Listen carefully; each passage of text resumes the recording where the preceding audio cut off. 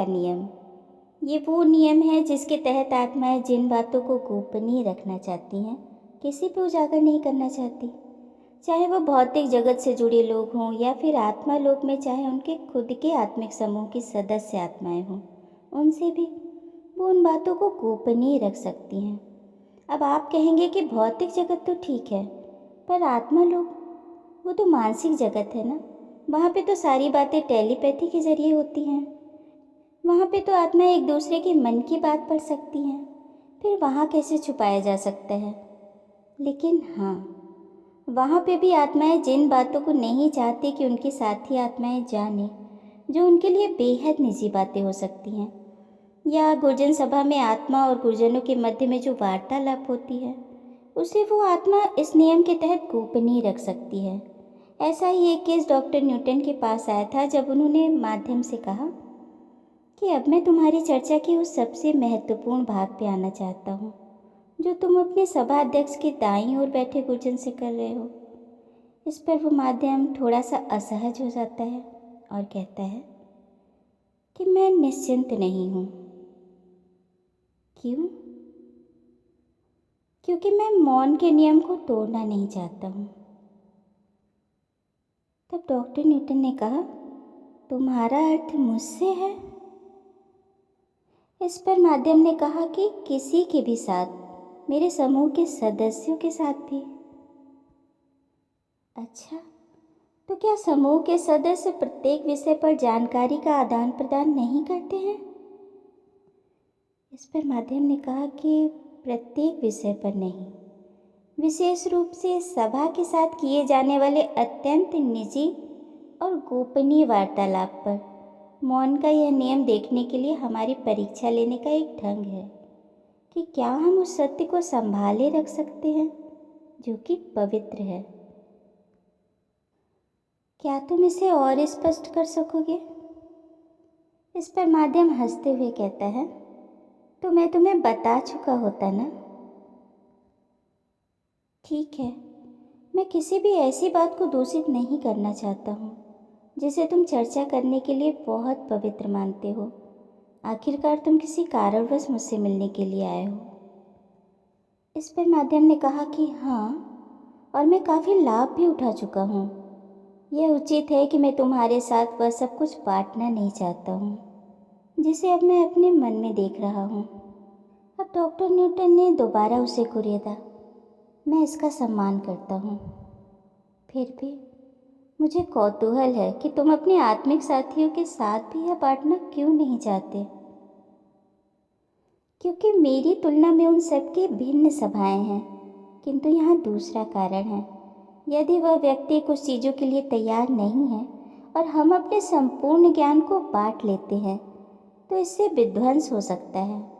इस गूढ़ ज्ञान का अनुचित उपयोग हो सकता है और इसीलिए मौन के नियम का उल्लंघन करके हम दूसरी आत्मा को रोक रहे हैं।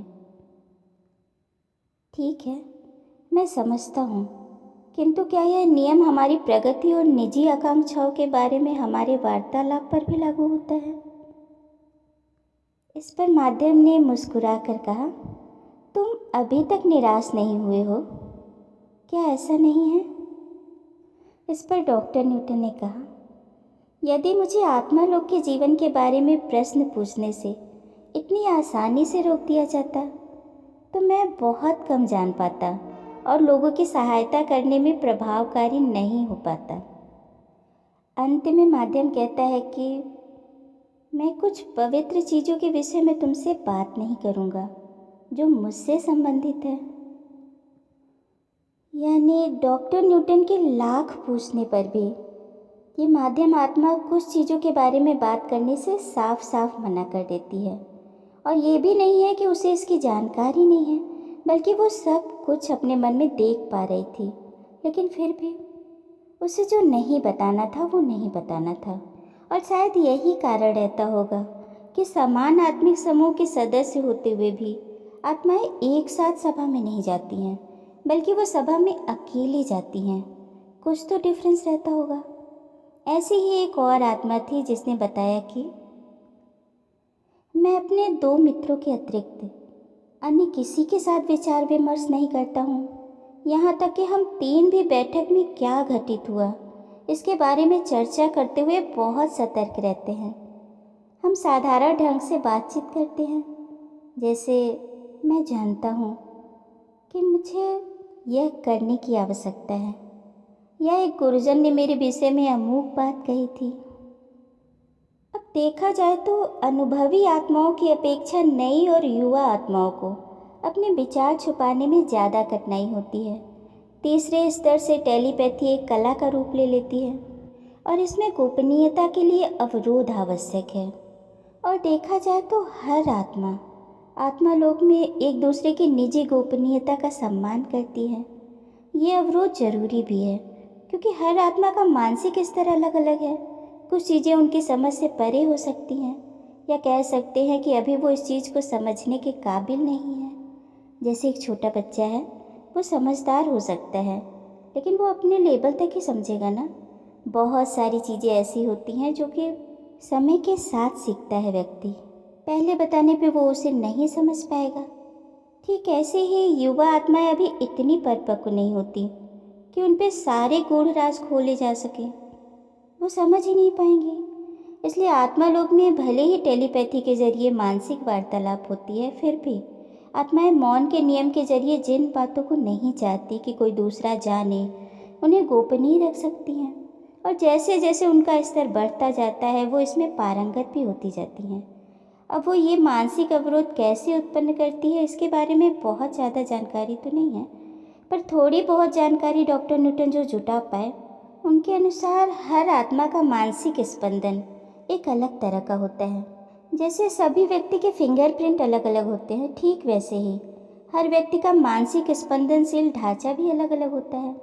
उसके ऊर्जा तंतु आपस में कस के गुथे होते हैं, जैसे कि बुनी हुई टोकरी होती है, ठीक वैसे ही ये तंतु हमारे ही विचारों के गतिशील चित्र होते हैं, और इनका हस्तांतरण आत्मा की इच्छा से होता है। अब जैसे जैसे आत्मा अनुभवी होती जाती है, उसके पास इन दृश्यों को छिपाए रखने की क्षमता आ जाती है। साधारण रूप से देखें तो कुछ भी छिपा नहीं होता, पर उनके मर्म का कोई भी तंतु खुला नहीं होता।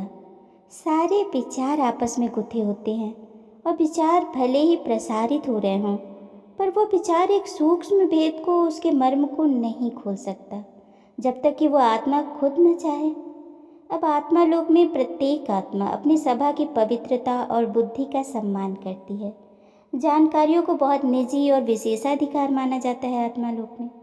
सभा की बैठकों से वापस आने वाली आत्माएं नहीं चाहती कि गुरुजनों से प्राप्त विशेष अर्थों का कोई दूसरा अनुमान लगाए।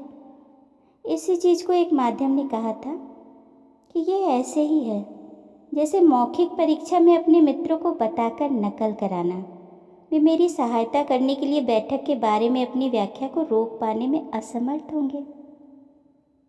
खैर, अब दूसरी तरफ गुरुजन भी चाहते हैं कि कुछ बातों को लेकर हम मौन ही रहें, क्योंकि दूसरी आत्माएं अगर उन विचारों में हस्तक्षेप करेंगी तो हो सकता है कि वह आत्मा गुरुजनों के निर्देशों से कतरा जाए, क्योंकि राय देने वाली आत्मा अपने स्तर के अनुसार ही राय देगी ना, जो उस आत्मा के लिए अनुचित भी हो सकता है।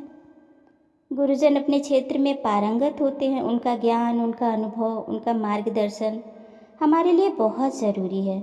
हमारी ज़िंदगी में आने वाले हर उतार चढ़ाव के अपने अर्थ और अपने उद्देश्य होते हैं, कुछ भी निरुद्देश्य नहीं है।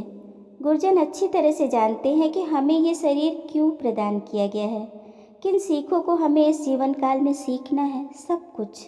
इसलिए उनकी समीक्षा, उनके निर्देश हमारे लिए ज़्यादा महत्वपूर्ण होते हैं, और इस बात को हर आत्मा जानती है।